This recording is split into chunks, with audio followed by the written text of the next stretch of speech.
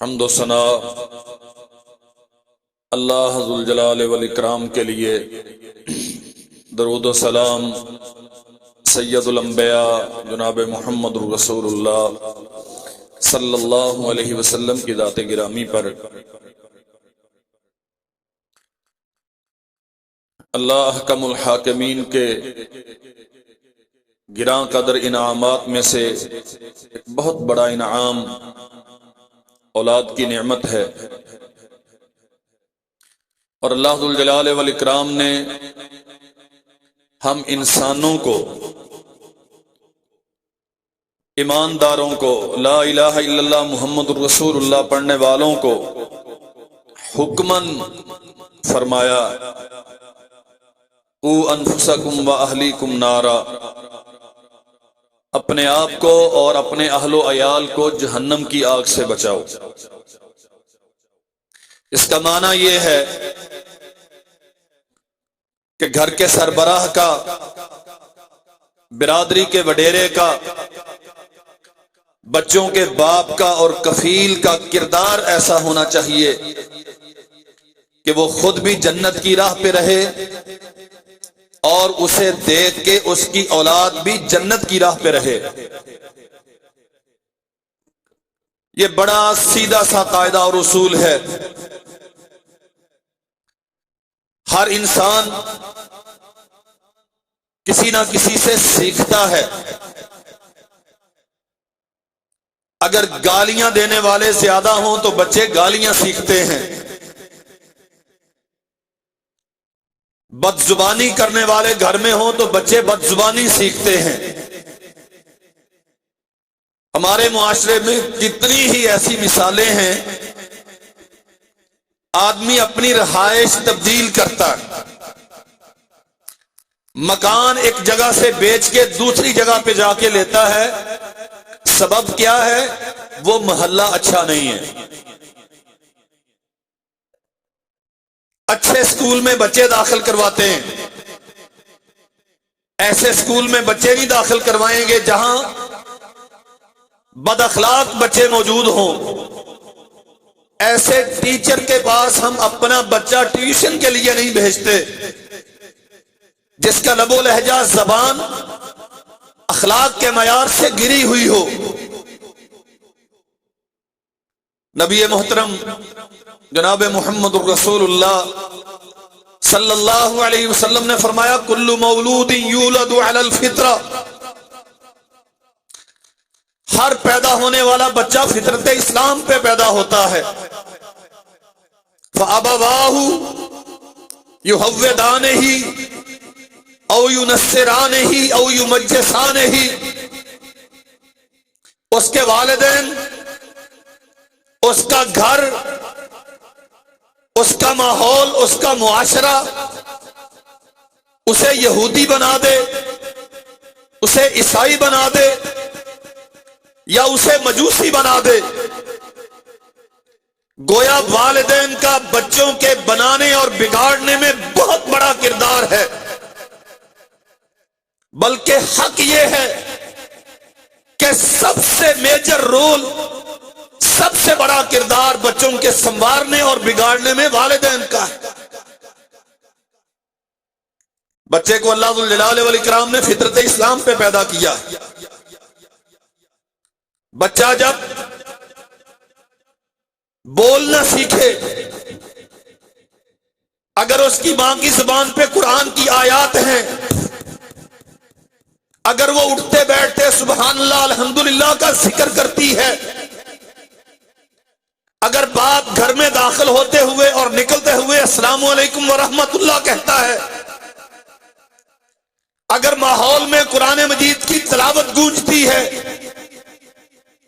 اگر یہ چھوٹا سا بچہ اپنی ماں کو، اپنے باپ کو نماز پڑھتے ہوئے دیکھتا ہے تو بچہ یہی اثرات قبول کرے گا اور یہی سیکھے گا، یہی بولے گا۔ اور اگر عقل و شعور کی منزلیں طے کرنے والا یہ نو مولود بچہ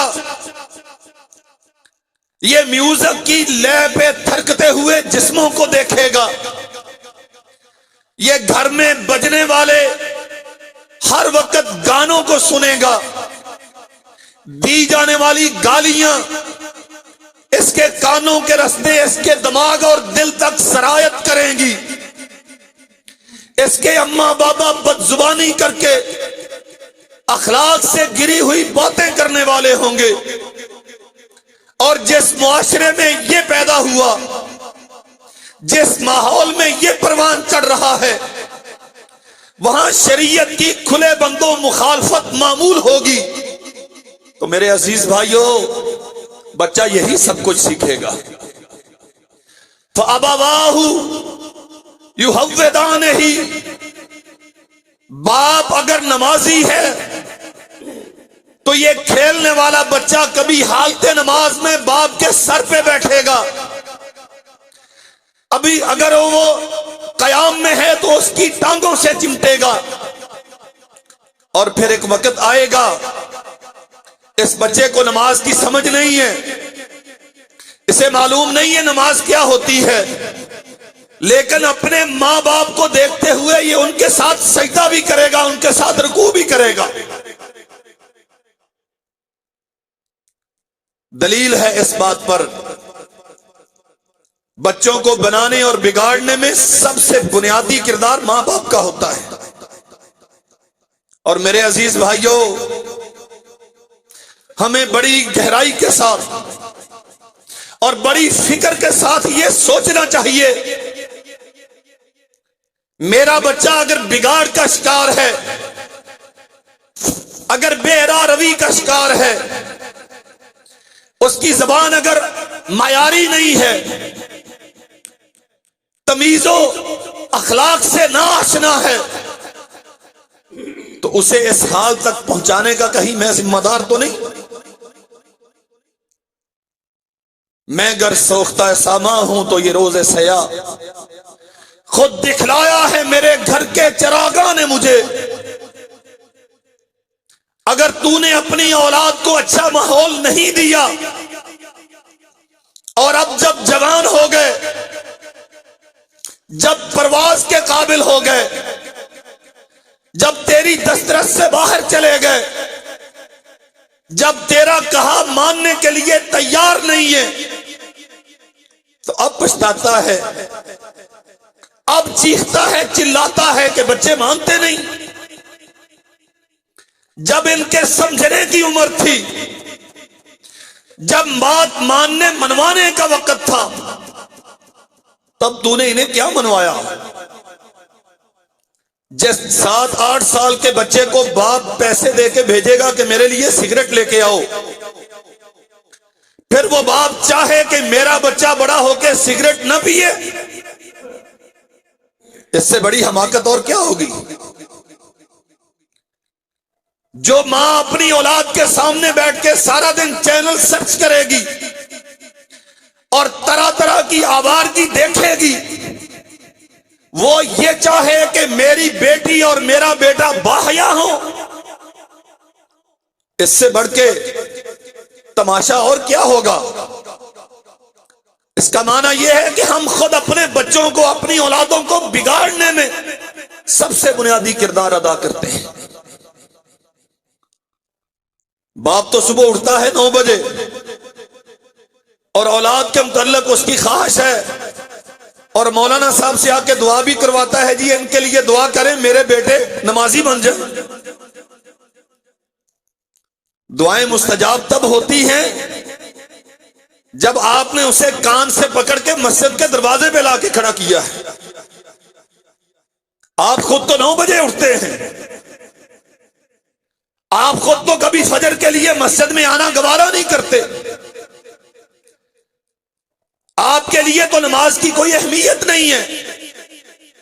بچہ آپ کا طرز عمل دیکھ کے بادی النظر میں سمجھے گا، اگر نماز اتنی اہم ہوتی تو میرے پاپا نہ پڑھتے، اگر یہ نہیں پڑھتے تو اس کا معنی یہ ہے جیسے مولوی کی کہی ہوئی یہ نہیں مانتے، ان کی کہی ہوئی میں نہیں مانوں گا۔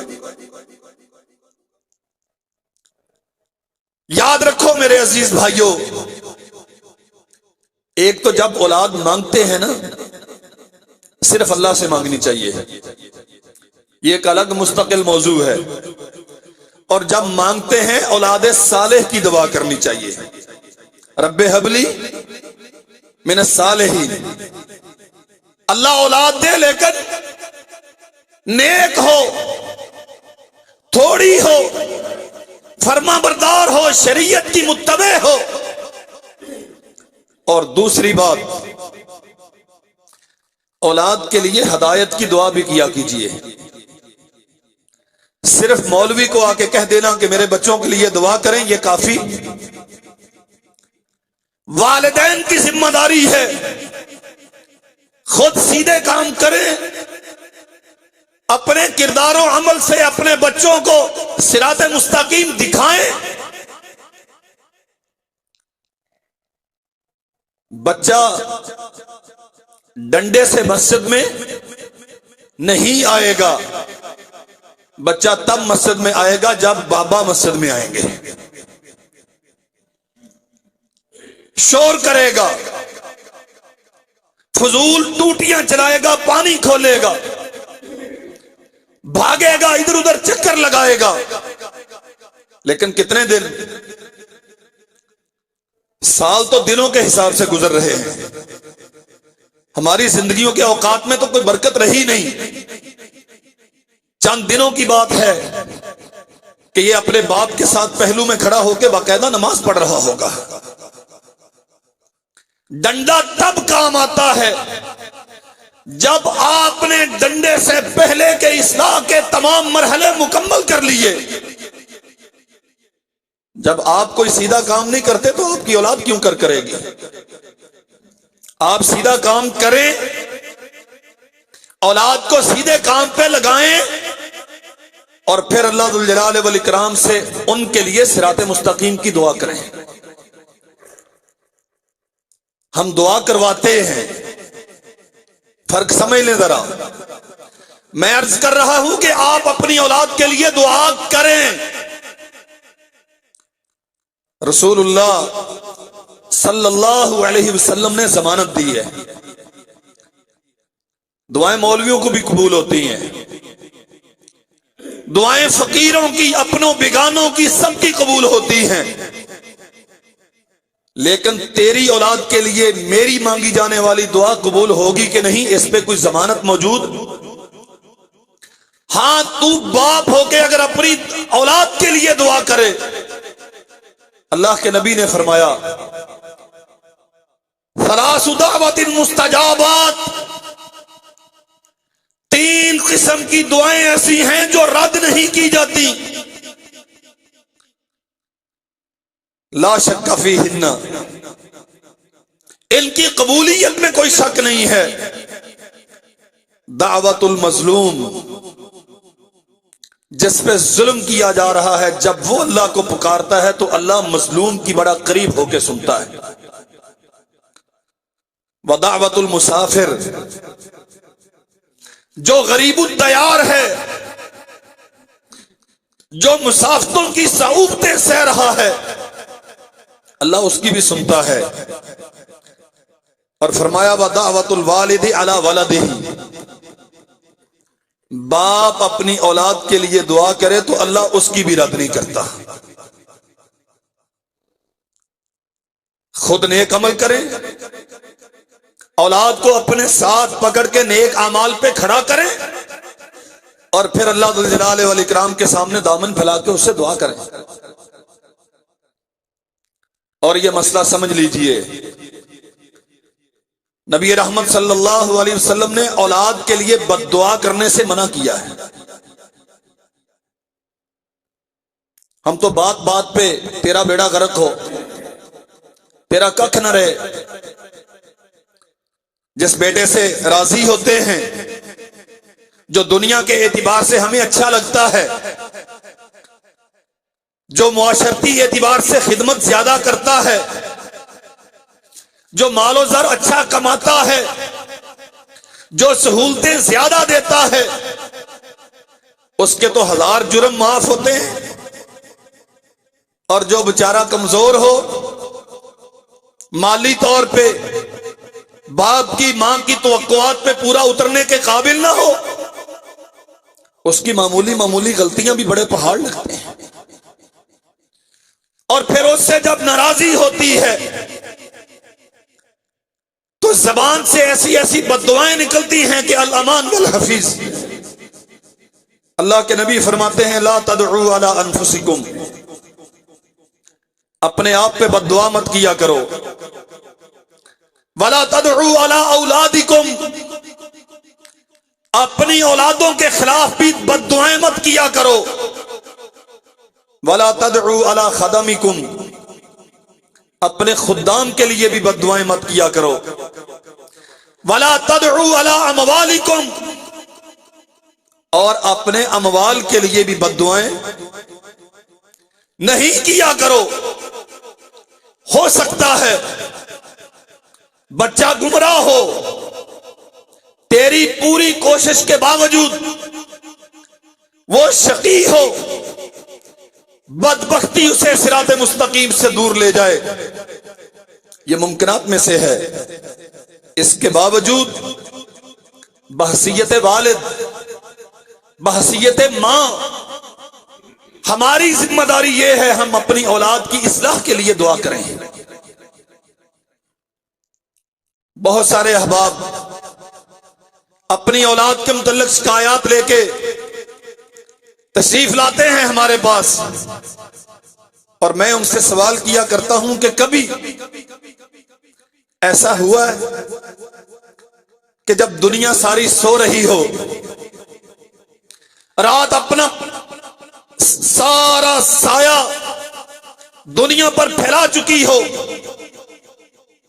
اور رات کی تنہائیوں میں کبھی اللہ کے سامنے رو کر تو نے اپنی اولاد کے لیے دعا کی ہو،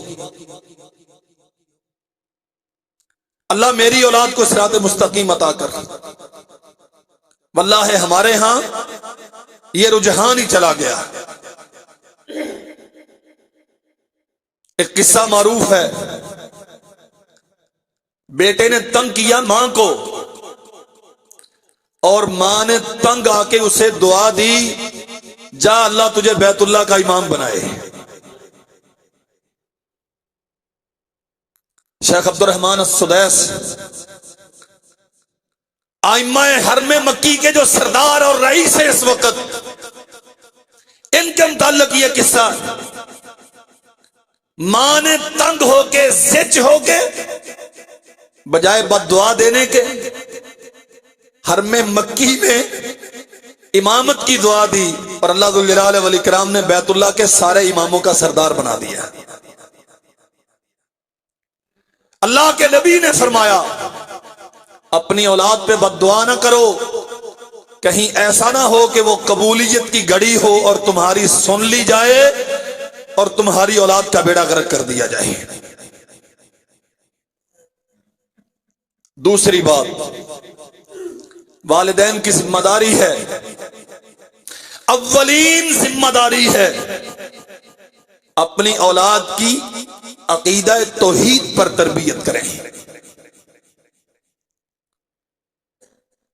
سب سے بڑی ذمہ داری،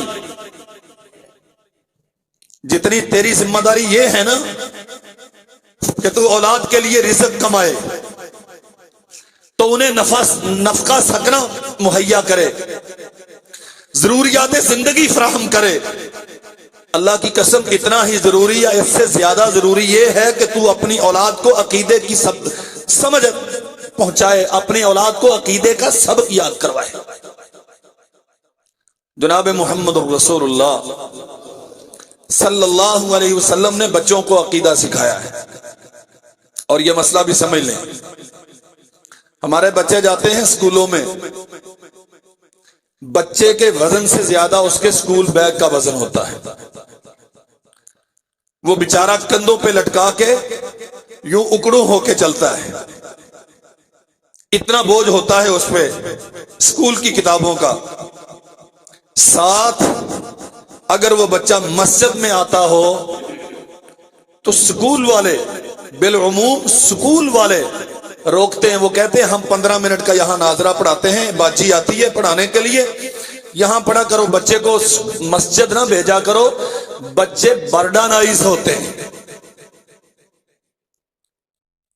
اور یہ جو موجودہ نظام تعلیم کا خالق تھا نا، مائیکل باربر، اس خبیث نے یہ کنسپٹ راسخ کر دیا ہمارے ٹیچرز کے ذہنوں میں، ہمارے ماہرین تعلیم کے ذہنوں میں، کہ چھوٹی عمر کا بچہ اگر عربی زبان میں عقیدے کی، قرآن مجید کی، حدیث کی تعلیم حاصل کرنے لگ گیا تو یہ ذہنی طور پہ تقسیم ہو جائے گا اور اسکول کی تعلیم یہ صحیح طور پہ نہیں سیکھ سکے گا۔ یہ مسئلہ اللہ ذو الجلال والاکرام کی سنت کے اور رسول اللہ کی سنت کے خلاف ہے۔ نبی رحمت صلی اللہ علیہ وسلم سکھاتے ہیں، چچا کے بیٹے جناب عبداللہ ابن عباس رضی اللہ عنہ، کتنی عمر ہوگی؟ 12 ساڑھے 12 سال کی عمر تھی جب سرور کونین دنیا سے تشریف لے گئے۔ اس کا معنی کیا ہے؟ ابھی بالغ نہیں ہوئے، بچپنے میں ہیں، 7-8 سال کی عمر میں ہیں۔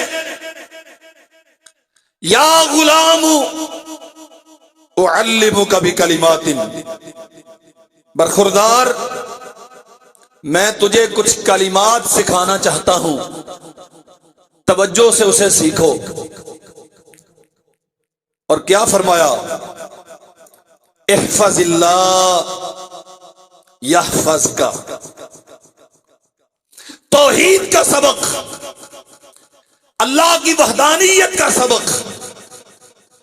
چچا کا بیٹا ہے، عمر میں بہت چھوٹا ہے، ابھی بچپنے کی عمر ہے، اور سبق کیا سکھایا؟ کائنات کا جو سب سے بڑا سبق ہے، جس کے لیے انبیاء اور رسل کو اللہ نے دنیا میں بھیجا، رحمت کائنات نے اپنے چچا کے بیٹے کو، اپنے بھائی کو یہ سبق سکھایا ہے۔ احفظ اللہ یحفظک، تو اللہ کی حفاظت کر، اللہ تیری حفاظت کرے گا۔ اس کا معنی کیا ہے؟ اس کے ساتھ کبھی کسی کو شریک نہیں بنانا۔ جو حقوق اللہ کے لیے مختص ہیں وہ کسی اور کو تفویض نہیں کرنے، جو خاصیتیں معبود برحق کی ہیں انہیں کسی اور میں کسی حال میں تسلیم نہیں کرنا۔ اور کائنات میں کوئی کتنا بڑا، کتنا عظیم، کتنا خوبصورت اور کتنا نیک کیوں نہ ہو، اللہ ذو الجلال والاکرام کے اختیارات کسی غیر کو کبھی نہیں دینے۔ احفظ اللہ یحفظک، احفظ اللہ تجدہ تجاہک، تو اللہ کی حفاظت کر، اس کے دیے ہوئے عقیدہ توحید کو اپنے دل میں جگا دے، اپنے آپ کو اس کے سامنے سرنڈر کر۔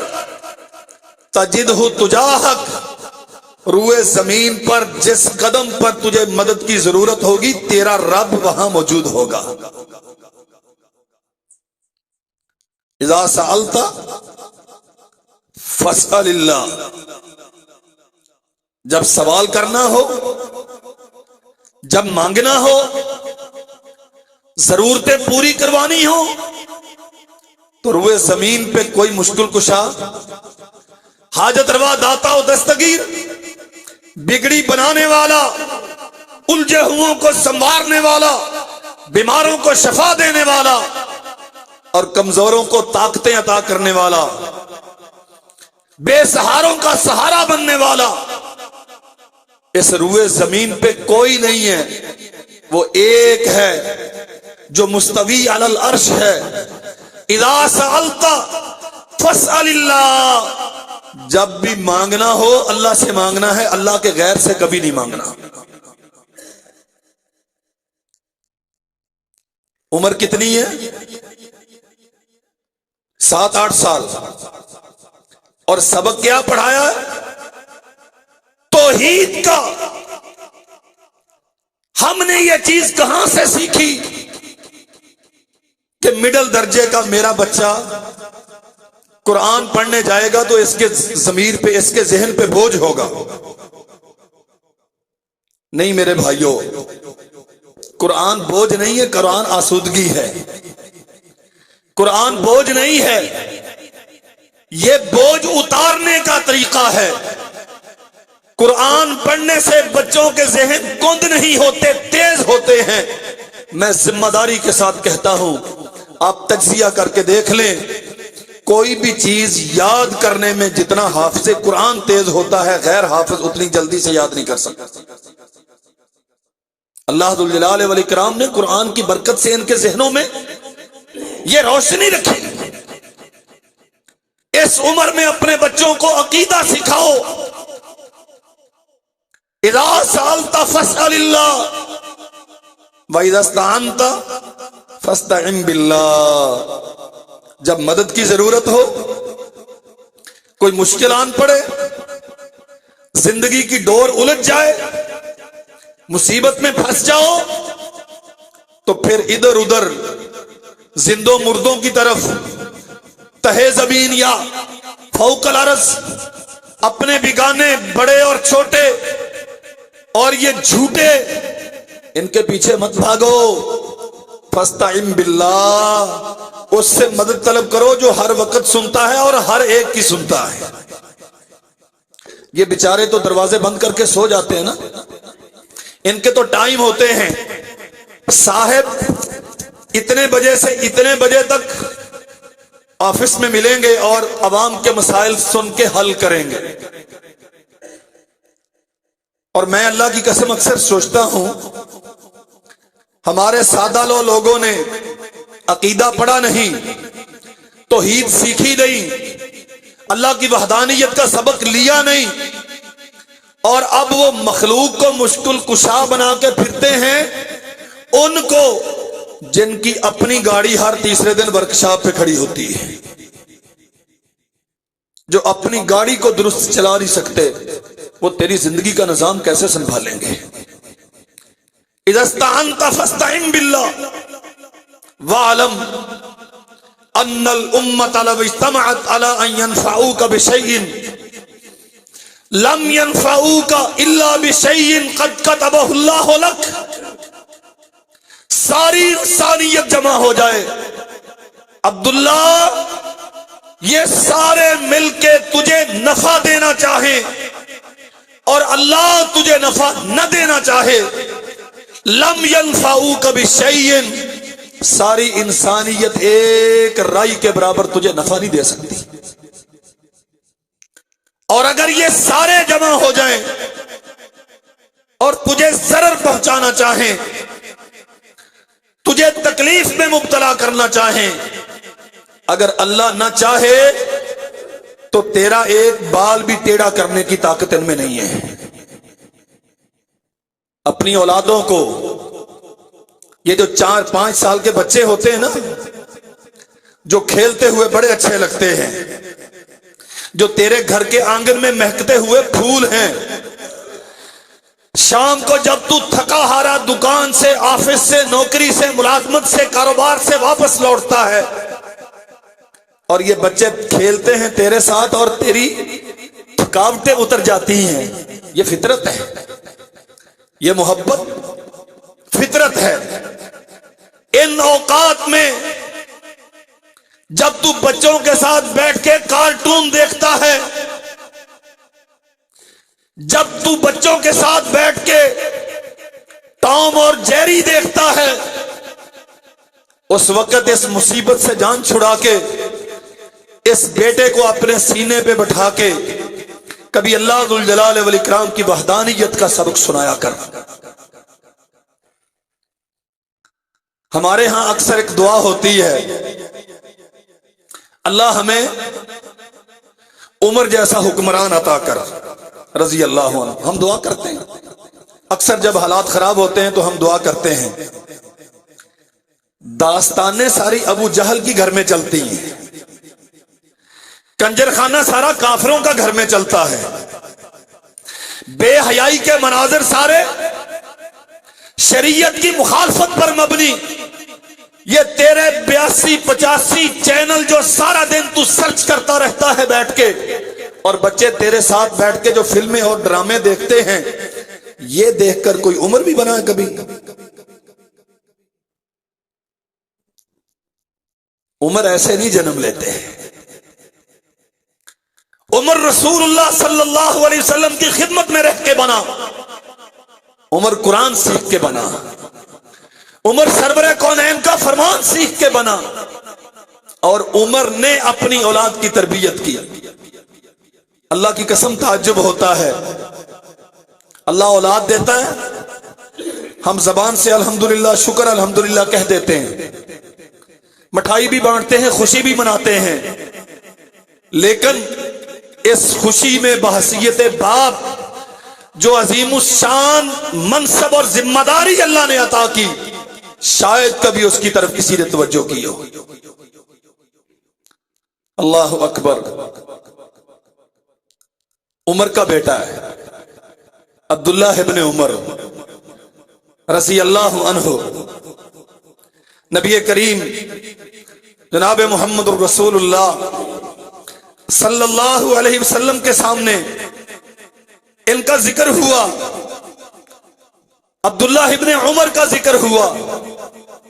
عمر چھوٹی ہے، بچپنے میں ہے، فرمایا نعم الرجل عبداللہ ابن عمر، عبداللہ ابن عمر بڑا اچھا بچہ ہے۔ اللہ کے نبی کیا فرماتے ہیں؟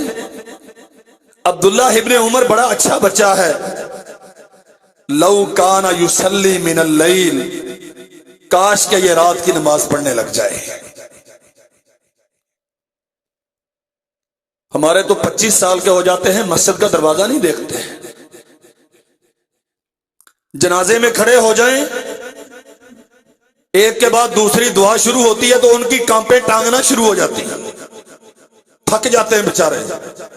اور اللہ کی قسم میں نے اپنے کانوں سے کئی مرتبہ سنا، یہاں جنازہ پڑا، اس کے بعد تدفین کے لیے چلے گئے، وہاں تبصرے ہو رہے ہوتے ہیں، یار یہ مولوی بڑا لمبا جنازہ پڑھاتا ہے، یار ایسی ایسی دعائیں پڑھتا ہے، ہم نے تو زندگی میں کبھی سنی نہیں۔ عقل کے اندھے، تو نے تو زندگی میں کبھی مسجد میں آنا گوارا نہیں کیا، تو سنے گا کیسے؟ نعم الرجل عبداللہ ابن عمر لو کان یصلی من اللیل، عبداللہ کتنا ہی اچھا ہو اگر تو رات کی نماز پڑھنا شروع کر دے۔ عبداللہ ابن عمر کہتے ہیں مجھے رسول اللہ صلی اللہ علیہ وسلم کی یہ خواہش یا نصیحت جب پہنچی تو تب سے لے کر آج تک بڑھاپے اور پیرانہ سالی میں پہنچ گیا ہوں، لیکن تہجد کبھی نہیں چھوڑی۔ یہ لوگ ہیں جنہوں نے اولاد کی تربیت کی ہے، جنہوں نے عقیدے پر اولاد کی تربیت کی۔ سالم رحمت اللہ علیہ ابن عبداللہ ابن عمر رضی اللہ عنہما، عمر بن خطاب کے پوتے ہیں، عبداللہ ابن عمر کے بیٹے، بیت اللہ کے قریب بیٹھ کے اللہ ذوالجلال والاکرام سے کچھ دعائیں کر رہے ہیں۔ اپنے دور کا آدھی دنیا کا حکمران ہشام بن عبد الملک، علماء کا قدردان، خود بہت بڑا عالم، اصحاب رسول سے بڑی محبت کے رشتے رکھنے والا، یہ قریب بیٹھ گیا آ کے۔ حضرت دعا سے فارغ ہوتے ہیں تو آگے بڑھ کے سلام عرض کرتا ہے اور اپنی محبت کا اس عالی نسب خاندان کے ساتھ اپنے احترام کا اظہار کرتا ہے۔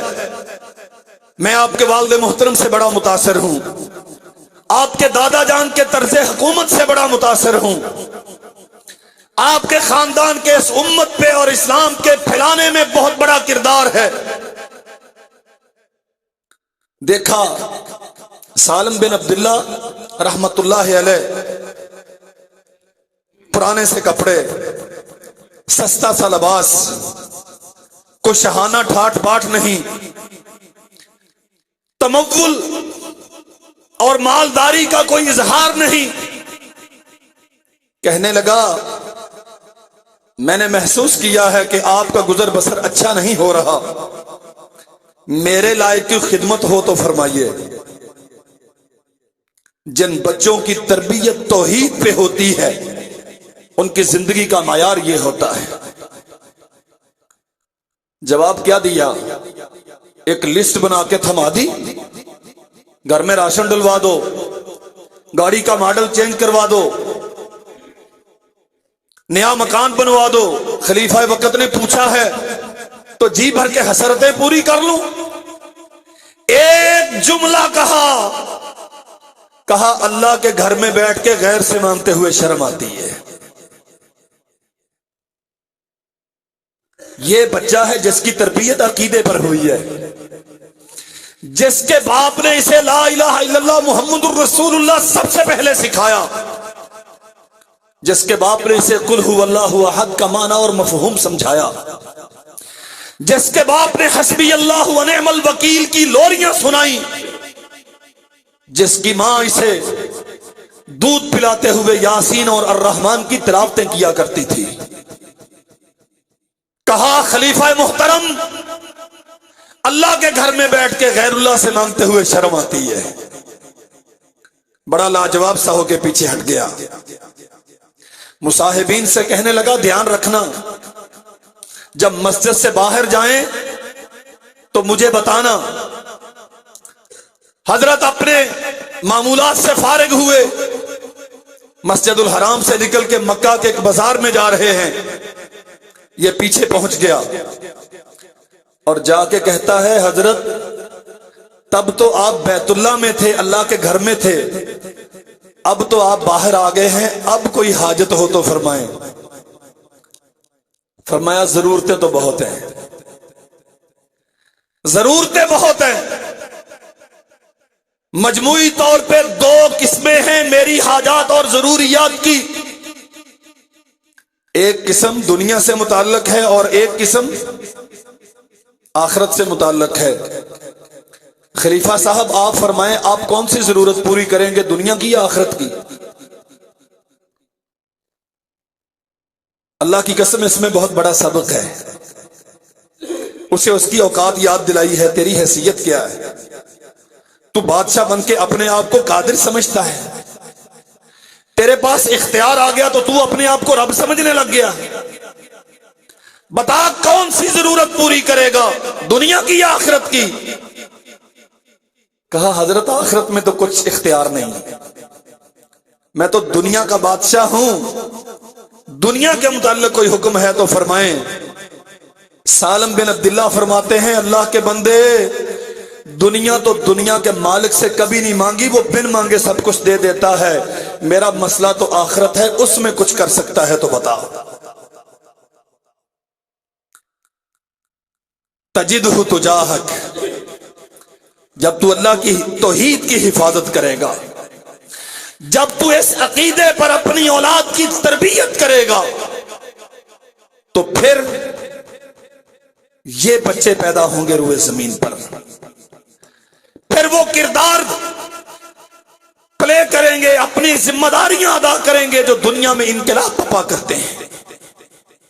ہم سارا دن گھر میں کنجر خانہ بچوں کو دکھا دکھا کے فجر کے اوقات میں ہم سوئے ہوئے ہوتے ہیں، اشراق و ضحیٰ کا تو علم ہی نہیں، ظہر و عصر کہاں گئی کچھ خبر نہیں، مغرب اور عشاء فلمیں اور ڈرامے دیکھتے اور موبائل پہ مختلف ویب سائٹس وہ سرچ کرتے ہوئے گزر گئی، رات 1:30 بجے جا کے آنکھ لگی، صبح 9 بجے آنکھ کھلی، دن کو گدھے کی طرح دنیا کے پیچھے بھاگتا رہا، پچھلی رات کو مردار کی طرح پڑھ کے غافل ہو کے سویا رہا، نہ دن میں اللہ کی یاد آئی، نہ رات میں اللہ کی یاد آئی، نہ اس لڑکے نے اس بچے نے مصلے پہ کھڑا ہونا گوارا کیا، نہ اس نے اپنے ماں باپ کو کبھی کھڑے ہوتے ہوئے دیکھا، اور پھر دعا کریں کہ اللہ حکمران عمر جیسا تھا۔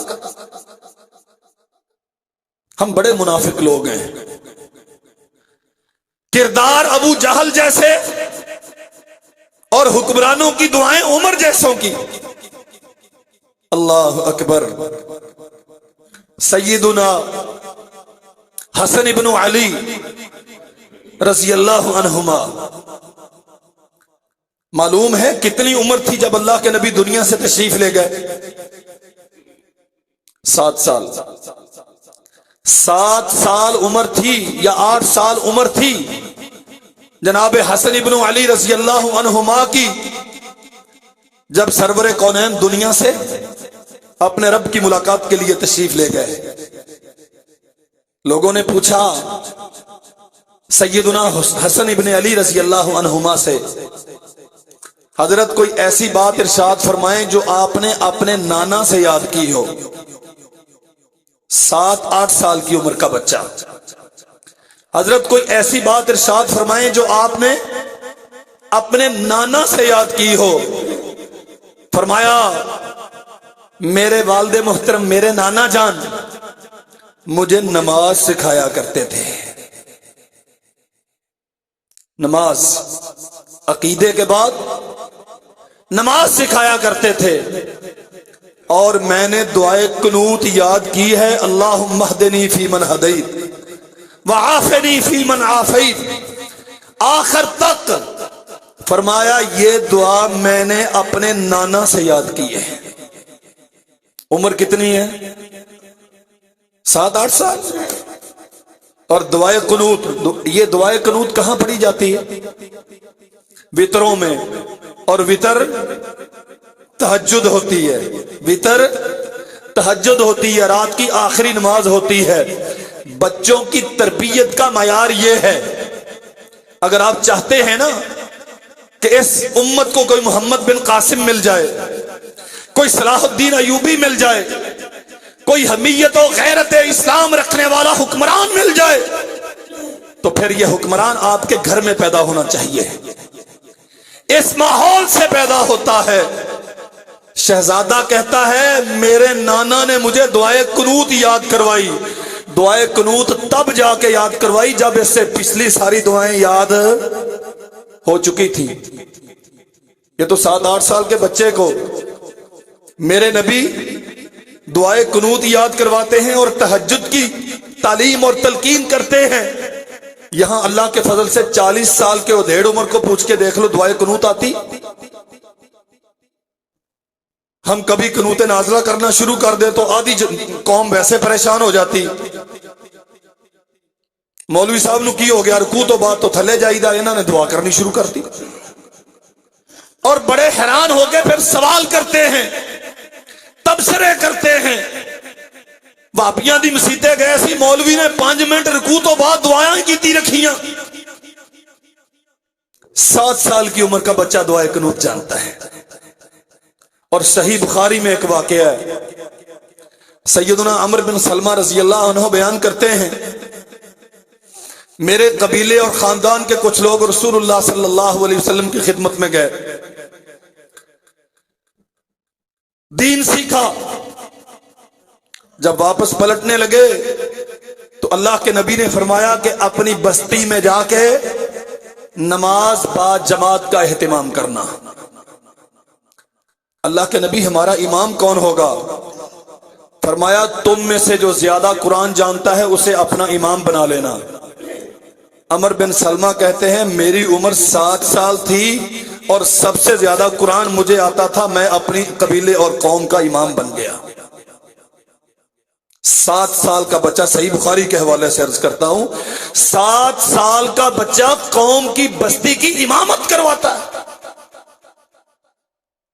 یہاں 25 سال کا بچہ، ہم اسے کہ 25 سال کا جوان، ہم کہتے ہیں یہ بیچارہ بچہ ہے، ابھی اس کے کھیلنے کودنے کے دن ہیں، اسے کرنے دو. 25 سال کا ابھی جوان نہیں ہوا، ابھی میچور نہیں ہوا. 7 سال کا بچہ قوم کی امامت کرواتا ہے. 17 سال کا جوان لشکر کی قیادت کر کے جہاد کرتا ہے رومیوں کے ساتھ. اسامہ بن زید رضی اللہ عنہ کی عمر 17 سال تھی جب رسول اللہ صلی اللہ علیہ وسلم نے اپنی زندگی کے آخری لشکر کا امیر بنا کے انہیں روانہ کیا تھا. आदाब जंग आते होंगे तो बनाया था ना। कोई दुआएं अज़कार, कोई मांगने का, कोई बोलने का, कोई कहने का सलीका आता होगा तो अमीर बनाया था ना। यहां उम्र गुजर जाती है, तशहद में जाके उंगली कब उठानी है और कब हलानी है और निगाह कहां रखनी है।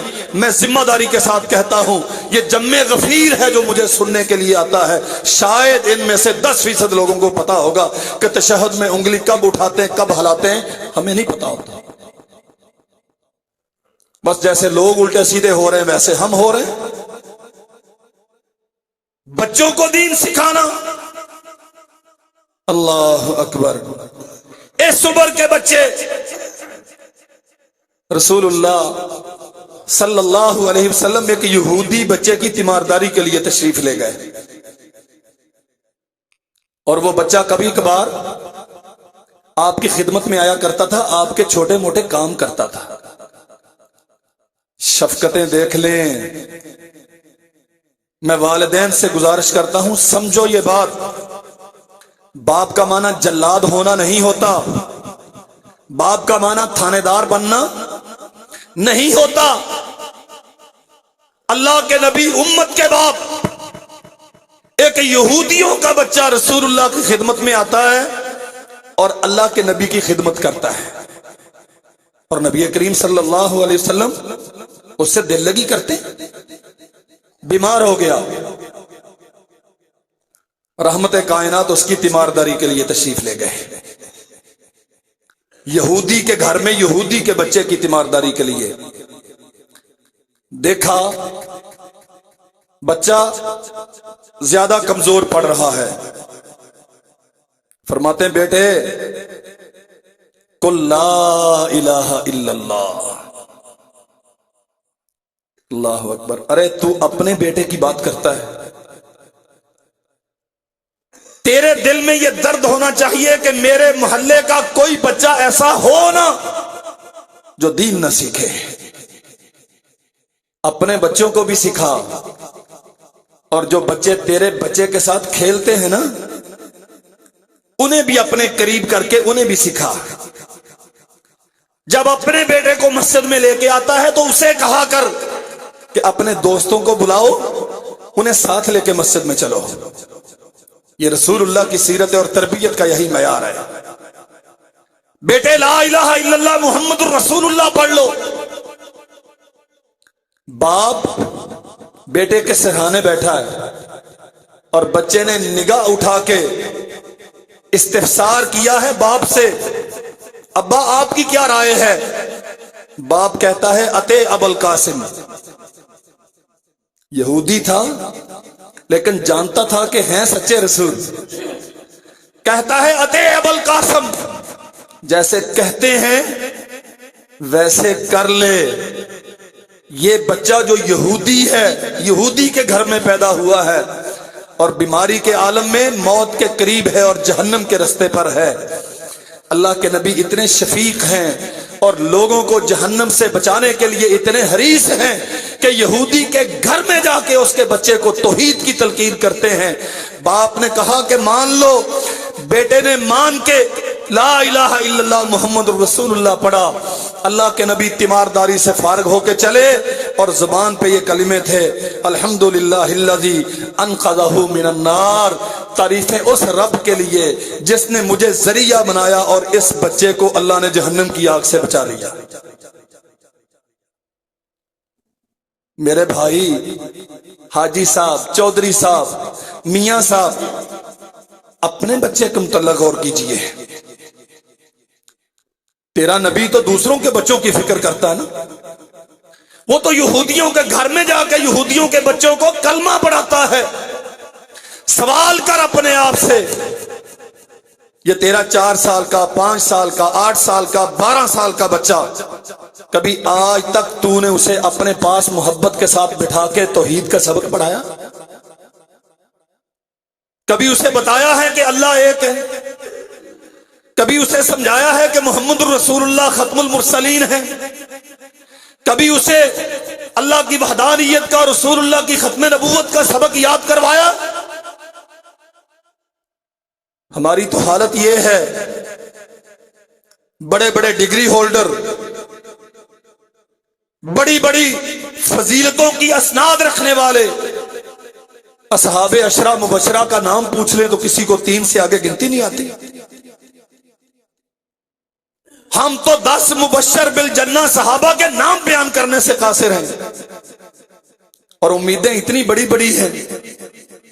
نہیں میرے عزیز بھائیوں، یہ جو دوگلا پن ہے نا، کرنا کچھ نہیں، سارے کہتے ہیں اسلام آ جائے، میری بھی خواہش ہے، آپ کی بھی خواہش ہے، اور پورے ملک میں ایک کلمہ پڑھنے والا ایسا نہیں ہوگا جو کھلے بندوں یہ کہے کہ اسلام نہیں آنا چاہیے، لیکن آئے کہاں پہ؟ پڑوسیوں کے گھر میں آئے، کہاں پہ؟ ساتھ والے کی دکان پر۔